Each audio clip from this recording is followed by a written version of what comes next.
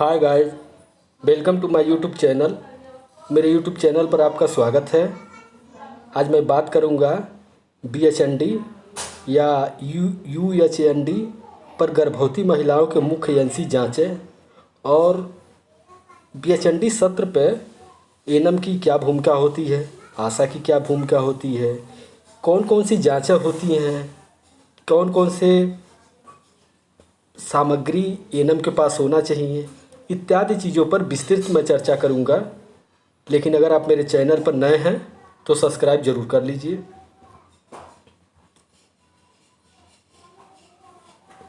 ANC क्या होता है, कितनी जांचें और कब कब होनी चाहिए, गर्भावस्था की पुष्टि, प्रेगनेंसी टेस्ट किट का उपयोग, अनुमानित गर्भवती महिलाओं की संख्या का आकलन, गर्भवती महिला का टीकाकरण, प्रमुख एएनसी जांचें और देखभाल और जन्म की तैयारी की समीक्षा इत्यादि बिंदुओं पर मैं चर्चा करूंगा। इसको विस्तार से मैं बताऊंगा। तो प्रसव पूर्व देखभाल, एंटीनेटल केयर एएनसी क्या है? तो आप देख सकते हैं कि प्रसव पूर्व देखभाल एंटीनेटल केयर एएनसी कहलाता है चिकित्सकीय देखभाल जिसमें गर्भवती महिला एवं गर्भस्थ शिशु की प्रसव तक आवश्यक एवं उचित देखभाल स्वास्थ्य सेवा प्रदाताओं द्वारा समय समय पर दी जाती है, जिसे हम एंटीनेटल केयर कहते हैं। बीएचएनडी पर दी जाने वाली प्रसव पूर्व सेवाएं, बीएचएनडी पर दी जाने वाली प्रसव पूर्व सेवाएं, प्रसव पूर्व आवश्यक जांचें और प्रसव पूर्व आवश्यक देखभाल, ये दो भागों में हम विभाजित करके इसको देखेंगे। तो पहले हम देखते हैं कि प्रसव पूर्व आवश्यक जांचें हैं, यानी न्यूनतम 4 प्रसव पूर्व जांचें अवश्य करानी चाहिए, जो निम्न हैं: रक्त में शुगर की जांच, हीमोग्लोबिन की जांच, बीपी, वजन, लंबाई, मूत्र परीक्षण एवं टेस्ट की जांचें, एचआईवी, सिफिलिस परीक्षण इत्यादि जांचें कराना जरूरी है प्रसव के पूर्व। और प्रसव पूर्व आवश्यक देखभाल में ज़रूरी है कि टीडी के टीके लगवाएं, फॉलिक एसिड और अल्बेंडाजॉल की दवा अवश्य खाएं, आयरन, फॉलिक एसिड एवं कैल्शियम की गोलियों का वितरण, ये सब चीज़ें एवं आवश्यक परामर्श, ये सब चीज़ें प्रसव पूर्व आवश्यक देखभाल के अंतर्गत आती हैं और ये दोनों गर्भवती महिला के लिए बहुत ज़रूरी होता है। प्रसव पूर्व जांच कब करनी चाहिए या कब कब कराना चाहिए? सभी गर्भवती महिलाओं की न्यूनतम 4 जांचें होनी चाहिए एवं एक जांच स्वास्थ्य इकाई स्तर पर अवश्य होनी चाहिए। इन चारों जांचों में एक पीएचसी सीएचसी पे या जिला अस्पताल पर जांच अवश्य होनी चाहिए। पहली एएनसी जांच 12 सप्ताह के भीतर होनी चाहिए या माहवारी ना आने या छूटने के 3 महीने के भीतर हो जानी चाहिए। दूसरी जांच गर्भावस्था के 14 से 26 सप्ताह के बीच में, गर्भावस्था के चौथे से छठे महीने में होनी चाहिए। तीसरी एएनसी जांच गर्भावस्था के 28 से 34 सप्ताह के बीच, गर्भावस्था के 7वें से 8वें महीने में होना चाहिए।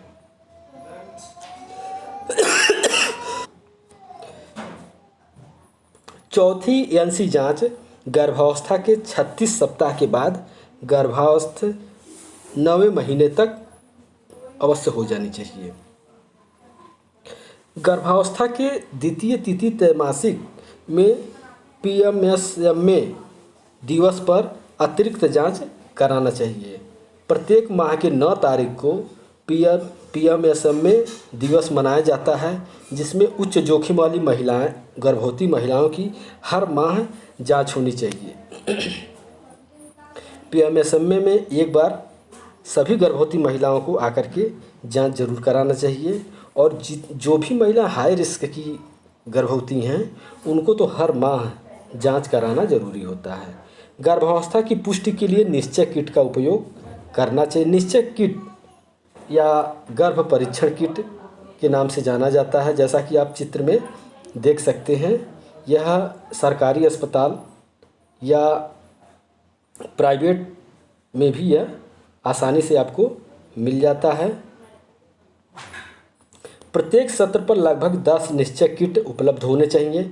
गर्भावस्था की जांच हेतु निश्चय किट का प्रयोग महामारी छूटने के 7 से 10 दिन बाद किया जाने पर सही परीक्षण परिणाम आता है। आशा द्वारा महिला को प्रेरित करते समय यह बताना आवश्यक है कि सुबह सुबह के लिए गए पेशाब के सैंपल से परिणाम ज़्यादा सही आता है। यानी जब भी निश्चय किट से प्रेगनेंसी का जांच करें तो कोशिश ये करनी चाहिए कि सुबह के पेशाब से करना चाहिए, जिसका परिणाम सही आता है। प्रसव की संभावित तिथि ईडीडी का आकलन करना। ईडीडी यानी एक्सपेक्टेड डिलीवरी डेट। एनम महिला से उसकी एलएमपी यानी अंतिम मासिक धर्म चक्र के प्रथम दिन की तिथि पूछे और ईडीडी प्रसव की संभावित तिथि का आकलन करके एमसीपी कार्ड पर दर्ज जरूर करें। तो इससे ये पता लगाया जा सकता है कि महिला का प्रसव कब होना है। और इसके लिए महिला की ईडीडी की गणना इस प्रकार से करें। ईडीडी निकालने के लिए एलएमपी यानी लास्ट मेंस्ट्रुएशन पीरियड प्लस 9 माह प्लस 7 दिन को जोड़ने के बाद जो दिन आता है वह हो जाएगा ईडीडी एक्सपेक्टेड डिलीवरी डेट, जो 1 हफ्ता आगे या पीछे हो सकता है, लेकिन संभावित डेट वही रहेगा। ईडीडी की गणना कैसे कर रहे हैं इसका अभ्यास भी कर सकते हैं आप। मान लो गीता की उम्र 28 वर्ष है, आपके पास आकर कहती है कि उसकी माहवारी पिछले 3 महीनों से नहीं आई है, जिसकी अंतिम माहवारी होली के पहले 10 मार्च को आई थी। तो इसको निकालने के लिए तो ईडीडी क्या होगी, तो ईडीडी एलएमपी प्लस 9 माह प्लस 7 दिन। सही उत्तर गीता की ईडीडी 17 दिसंबर होगी। तो इस तरह से आप निकाल सकते हैं कि ईडीडी क्या होगी। आशा क्षेत्र के अनुमानित गर्भवती महिलाओं के गैप का आकलन करना जरूरी होता है। आशा को ये पता होना चाहिए कि प्रत्येक माह उसके क्षेत्र में कितनी गर्भवती महिला हो सकती हैं। इसके लिए कुछ जानकारी होना बहुत ज़रूरी है। बीएचएनडी क्षेत्र की अनुमानित गर्भवती महिलाओं की संख्या का आकलन करके गैप देख सकते हैं। जल्द पंजीकरण को बढ़ाने के लिए गैप का आकलन कर आशा को नई गर्भवती महिलाओं की पहचान में सहयोग करें। सामान्यतः 1000 की जनसंख्या पर प्रति माह लगभग 2 से 3 नई गर्भवती मिलती हैं। 1000 की जनसंख्या पर किसी भी निश्चित समय पर लगभग 160 से 170 योग्य दंपति होते हैं। उच्च जोखिम वाली गर्भवती महिलाओं की संख्या कुल गर्भवती महिलाओं का 10% होता है। तो ये डाटा की जानकारी होना चाहिए सभी एनम को एवं सभी आशा को, जिससे ये अनुमान लगा सकती हैं कि उनकी 1000 की जनसंख्या पर कितनी गर्भवती होनी चाहिए, 1000 की जनसंख्या पर कितने योग्य दंपति होनी चाहिए, और उनके क्षेत्र में 1000 की जनसंख्या पे या जितनी जनसंख्या है उसका कितना परसेंट गर्भवती महिलाएं उच्च जोखिम वाली होनी चाहिए। इससे उनके क्षेत्र में काम करने और ये डाटा निकालने के लिए ये जानकारी बहुत ज़रूरी है। गर्भवती महिला की अनुमानित संख्या कैसे निकालें। उदाहरण के लिए आशा के क्षेत्र की जनसंख्या 1000 है, जन्म दर 25 है। कुल अनुमानित गर्भवती क्या होंगी। आशा के क्षेत्र की जनसंख्या गुणे जन्म दर बटे 1000, तो इसका ये निकल करके आ जाएगा कि कुल अनुमानित गर्भवती। एक आशा के क्षेत्र में निश्चित समयावधि में कुल परिवारों में से लगभग 10% परिवारों में गर्भवती महिला होती हैं। सामान्यतः 1000 की जनसंख्या पर प्रति माह लगभग 2 से 3 नई गर्भवती मिलती हैं। तो कुल कितनी गर्भवती महिला उस क्षेत्र में मिलती हैं। कुल जीवित जन्म 25, गर्भावस्था में अपव्यय 10%। अनुमानित गर्भवती जानने का सूत्र आशा के क्षेत्र की जनसंख्या गुणे जन्म दर बटा 1000 बराबर y प्लस 10% ऑफ या y। तो इस सूत्र से आप निकाल सकते हैं कि अनुमानित गर्भवती महिला कितनी है। वर्ष में कुल अनुमानित गर्भवती की संख्या प्रति 1000 पे 25 + 3 यानी 28 होनी चाहिए। ये जानकारी होनी चाहिए। किसी निश्चित स्थान पर एक वर्ष में 1000 की जनसंख्या पर जन्म लेने वाले कुल जीवित बच्चों की संख्या एक निश्चित समय पर कुल जीवित जन्म का लगभग 10% परिणाम गर्भपात या मृत जन्म होता है। यानी जो भी एक निश्चित क्षेत्र में 1000 की जनसंख्या पे जो महिलाएं गर्भवती होती हैं उसमें से 10% या तो गर्भपात हो जाता है या मृत बच्चा पैदा होता है, जिसको रोकने के लिए ही सरकार के द्वारा, विभाग के द्वारा तमाम कार्यक्रम चलाए जा रहे हैं। गर्भवती महिलाओं का जल्द पंजीकरण क्यों आवश्यक है? यानी पता चलते ही एनम के पास पंजीकरण कराना क्यों ज़रूरी है? उसका कारण है गर्भावस्था की पुष्टि एवं समस्त जांचें समय से हो पाती हैं। यानी समय से पंजीकरण होगा तो समय से जांचें हो पाएंगी, सभी संबंधित सरकारी योजनाओं का लाभ मिल पाएगा। अगर गर्भावस्था से संबंधित कोई जटिलता है तो ससमय चिन्हित एवं प्रबंधन किया जा सकता है। यानी उस महिला की गर्भावस्था के समय अगर कोई जटिलता है तो उसका चिन्हांकन और उसका प्रबंधन हो जाता है अगर समय से पंजीकरण करा दिया जाए। यदि अनचाहा गर्भ है और महिला गर्भपात कराना चाहती है तो सुरक्षित गर्भपात कराने में आसानी होती है। गर्भ ठहरने के 20 सप्ताह के भीतर प्रशिक्षित चिकित्सक से कराए जाने वाले गर्भपात को सुरक्षित गर्भपात कहते हैं। यानी 20 सप्ताह के भीतर का सुरक्षित गर्भपात होता है। बीपी या रक्तचाप की माप के लिए बीएचएनडी पर उपलब्ध उपकरण। बीएचएनडी पर बीपी की माप के लिए 2 प्रकार के उपकरण का प्रयोग किया जाता है, एक मैनुअल बीपी उपकरण और दूसरा डिजिटल बीपी उपकरण। तो अधिकतर सत्रों पर डिजिटल उपकरण ही लोगों के पास रहता है, एनम के पास सत्र पर। तो बीपी की रिकॉर्डिंग सिस्टोलिक और डायस्टोलिक के रूप में की जाती है। सामान्य अवस्था के रक्तचाप को 120 से 80 mmHg होता है। यानी जिनका रक्तचाप 120 से 80 है वो सामान्य माना जाता है। यदि रक्तचाप 140 से 190 या उससे अधिक है तो ये खतरे का लक्षण माना जाता है। गर्भवती महिला के बीपी के माप एमसीपी कार्ड एवं आरसीएच रजिस्टर में अंकित करते हुए गर्भवती महिला को सूचित जरूर करें। उसको पता होना चाहिए कि उसका रक्तचाप क्या है। गर्भावस्था में मधुमेह की जांच। गर्भावस्था में मधुमेह को जेस्टेशन डायबिटीज मेलाइटस जीडीएम भी कहा जाता है। गर्भावस्था में मधुमेह होने पर जन्मे शिशुओं में मोटापा बढ़ने का खतरा अधिक होना और बाद में टाइप 2 मधुमेह का संभावना बढ़ जाता है। यानी महिला के साथ साथ बच्चे को भी खतरा बना रहता है अगर महिला गर्भावस्था के समय मधुमेह की शिकार है तो।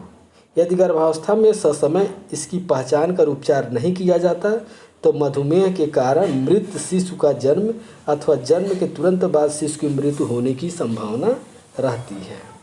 अतः गर्भावस्था के दौरान मधुमेह की 2 बार जांच कराना आवश्यक है। पहली विजिट में एवं 24 से 28वें सप्ताह में, जिससे प्रसव के दौरान माँ और बच्चे में होने वाली जटिलताओं को ससमय प्रबंध किया जा सके। हीमोग्लोबिन या एचबी की जांच। एनीमिया का गर्भावस्था पर बुरा प्रभाव जैसे कम वजन के बच्चे का जन्म, गर्भपात, मृत बच्चे का जन्म हो सकना। एनीमिया का ससमय प्रबंधन करके मृत शिशु मृत्यु को रोका जा सकता है। रक्त में हीमोग्लोबिन स्तर की जांच कर निमोनिया का पता लगाया जा सकता है। हीमोग्लोबिन का स्तर 11 ग्राम प्रति डीएल या उससे अधिक होने पर सामान्य या एनीमिया नहीं माना जाता है, लेकिन हीमोग्लोबिन का स्तर 10.9 से 7 ग्राम प्रति डीएल होने पर एनीमिया माना जाता है। हीमोग्लोबिन स्तर 7 ग्राम प्रति DL से कम है तो गंभीर एनीमिया माना जाता है। इसकी जानकारी सभी एनएम को होना चाहिए ताकि यह कैटेगरी बना सके कि उनके क्षेत्र में कितनी गर्भवती महिलाएं हैं, उसमें कितनी एनीमिक हैं, कितनी अति एनीमिक हैं और कितनी सामान्य हैं। BHND हीमोग्लोबिन HB की जांच। BHND पर रक्त में HB हीमोग्लोबिन की जांच निम्न विधियों के द्वारा किया जा सकता है। एक तो कलर स्केल और दूसरा डिजिटल हीमोग्लोबिन मीटर से किया जा सकता है। कलर स्केल द्वारा हीमोग्लोबिन की जांच। हीमोग्लोबिन की माप करते समय एक बार में एक स्ट्रिप का प्रयोग करें। स्ट्रिप के एक छोर पर रक्त की एक बूंद डालें। लगभग 30 सेकंड तक प्रतीक्षा उपरांत कलर स्केल के साथ स्ट्रिप का लिए गए रक्त के सैंपल का तुलना करें, जैसा कि आप चित्र में देख सकते हैं। सही रीडिंग के लिए टेस्ट स्ट्रिप को सीधे धूप से बचाकर रखें। यदि रंग दो रंगों के बीच स्थित है तो नीचे वाला रिकॉर्ड करें। तो ये जानकारी होना चाहिए। सिफिलिस और HIV की जांच। पहली एनसी जांच में ही समस्त गर्भवती महिलाओं की सिफिलिस और HIV की जांच आवश्यक है, क्योंकि यह गर्भवती मां से उसके होने वाले शिशु को भी हो सकता है। सिफिलिस होने पर HIV की संभावना बढ़ जाती है। यदि गर्भवती महिला को सिफिलिस का संक्रमण है तो गर्भपात, मृत जन्म, प्रीमेच्योर प्रसव या कम वजन के शिशु के जन्म की संभावना बढ़ जाती है। गर्भवती महिला का POC kit point of care से परीक्षण करके सिफिलिस की जांच की जाती है और पुष्टि होने पर तुरंत उपचार हेतु संदर्भित किया जाता है। PSC-CSC पर इसकी पुष्टि RPR kit rapid plasma regime द्वारा किया जाता है। यदि महिला की रिपोर्ट पॉजिटिव आती है तो उसके पति की भी जांच की जाती है। तो HIV जो है, अगर कोई गर्भवती महिला है उसको अगर पॉजिटिव है तो उससे जुड़े हुए लोगों की, पति बच्चे की भी जांच की जा सकती है। गर्भवती महिला का टीकाकरण। TT टेटनस डिप्थीरिया का टीका दिया जाता है, जो टेटनस और डिप्थीरिया के विरुद्ध रोग प्रतिरोधक क्षमता को बढ़ाता है। TD के टीके की डोज 0.5 ml है, जो कि ऊपरी बाह पर मांसपेशियों में यानी कि इंट्रामास्कुलर दिया जाता है।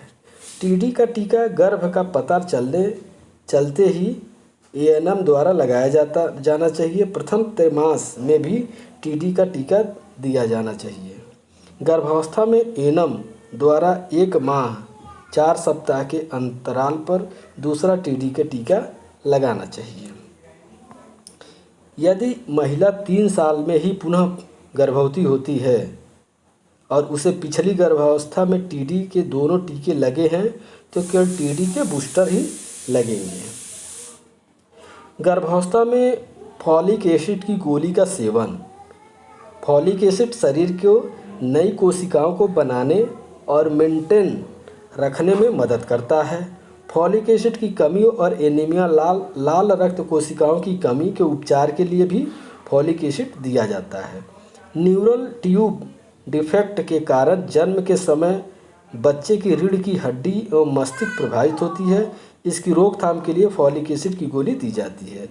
गर्भधारण के 3 माह पहले से गर्भधारण के 3 माह प्रथम त्रैमास तक प्रतिदिन 1 गोली 400 माइक्रोग्राम का सेवन करना चाहिए। गर्भावस्था में एल्बेंडाजॉल की गोली का सेवन। की गोली कृमि संक्रमण से बचाव एनीमिया की रोकथाम के लिए दी जाती है। गर्भावस्था के द्वितीय त्रैमास में एल्बेंडाजॉल की 1 गोली 400 mg ANM के समक्ष BHND पर ही खिलाई जाती है। कुछ महिलाओं को इस दवा के दुष्प्रभाव के रूप में उल्टी, चक्कर आना, यकृत एंजाइम में वृद्धि, मछली या भूख में कमी का अनुभव हो सकता है, जो कि कृमि संक्रमण के कारण होता है, जो कि स्वतः ही समाप्त हो जाता है। ध्यान रखें कि गर्भावस्था के प्रथम त्रैमास में एल्बेंडाजॉल की गोली नहीं देनी चाहिए। IFA की गोली के सेवन में ध्यान रखने योग्य बातें। IFA की गोली का सेवन खाली पेट नहीं खानी चाहिए। आयरन की गोली भोजन के 2 घंटे पश्चात ही लेनी चाहिए। आयरन की गोली दूध या चाय के साथ नहीं लेनी चाहिए। भोजन में आयरन युक्त पदार्थों, फलों या हरी सब्जियों का सेवन करना चाहिए। विटामिन C युक्त भोजन पदार्थ को भोजन में शामिल करें। आयरन और कैल्शियम की गोली का सेवन एक साथ नहीं करना चाहिए। आयरन और कैल्शियम की गोली के सेवन में लगभग 2 घंटे का अंतर होना चाहिए। भोजन के साथ चाय, कॉफ़ी, कोल्ड ड्रिंक, सोडा युक्त पेय पदार्थ की सेवन नहीं करना चाहिए। आयरन की गोली खाने से जी मिचलाने, चक्कर आने की शिकायत होने पर गोली खाना बंद नहीं करना चाहिए। धीरे धीरे यह परेशानी कम हो जाती है। गर्भावस्था में कैल्शियम की गोली का सेवन। कैल्शियम का गोली खाना क्यों आवश्यक है गर्भावस्था के दौरान? कैल्शियम का सेवन गर्भावस्था में होने वाले हाइपरटेंशन या तनाव को नियंत्रित करने के लिए आवश्यक है। गर्भावस्था के चौथे माह से प्रसव होने तक प्रतिदिन 2 कैल्शियम की गोली, एक सुबह और एक शाम का सेवन करना चाहिए। प्रसव तक गर्भवती महिला को कुल 360 गोली का सेवन करना चाहिए। एक गोली में 500 मिलीग्राम एलिमेंटल कैल्शियम और 250 IU विटामिन D होता है। प्रसव के पश्चात भी 6 माह तक धात्री महिलाओं को कैल्शियम की 2 गोली प्रतिदिन का सेवन करना चाहिए। कैल्शियम की गोली के सेवन में ध्यान रखने योग्य बातें, यानी कौन सी बात ध्यान रखना चाहिए कैल्शियम खाते समय? कैल्शियम की गोली का सेवन खाली पेट नहीं करना चाहिए, इससे कब्ज की शिकायत हो सकती है। आयरन की गोली कैल्शियम के अवशोषण को प्रभावित करती है, अतः आयरन और कैल्शियम की गोली साथ में नहीं लेनी चाहिए। आयरन और कैल्शियम की गोली के सेवन में कम से कम 2 घंटे का अंतर होना चाहिए। कैल्शियम का सेवन विटामिन D के साथ इसलिए किया जाता है क्योंकि कैल्शियम के अवशोषण में मदद करता है। तो ये रहा एक जानकारी जो BHND सत्र पे क्या क्या क्रिया प्रतिक्रिया होनी चाहिए, गर्भवती महिला के साथ कौन कौन सी सावधानी रखनी चाहिए, कौन कौन सी जांचें होनी चाहिए, ANM के पास कौन कौन से उपकरण होने चाहिए, आशा की क्या भूमिका हो सकती है, इत्यादि पर मैंने चर्चा किया है। और इस जानकारी को और लोगों तक शेयर करें और जानकारी को बढ़ाएं ताकि अधिक से अधिक लोग इससे लाभ उठा सकें। और अगले वीडियो में हम फिर मिलेंगे एक नए विषय के साथ। तब तक के लिए नमस्कार। हाँ, अगर मेरे चैनल को अभी तक आपने सब्सक्राइब नहीं किया तो सब्सक्राइब ज़रूर कर लीजिए। नमस्कार।